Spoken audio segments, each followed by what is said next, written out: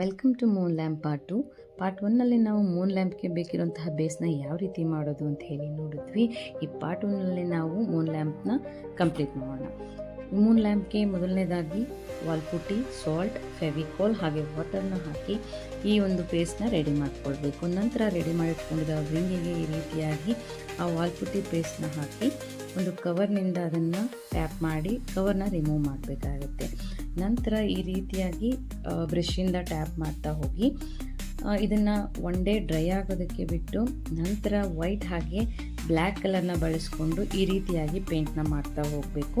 ಹೀಗೆ ಪೇಂಟಿಂದ ರೆಡಿಯಾಗಿರೋ ಈ ಮೂನ್ಗೆ ಒಂದು ಸ್ಮಾಲ್ ಹೋಲನ್ನು ಮಾಡಿ ಆ ಹೋಲ್ ಒಳಗಡೆ LED ಸ್ಟ್ರಿಪ್ಸ್ ಲೈಟ್ನ ನೀವು ಸೇರಿಸಿ ಈ ಡಬಲ್ ಸೈಡ್ ಟೇಪ್ನಿಂದ ಸ್ಟಿಕ್ ಮಾಡ್ತಾ ಬರಬೇಕು.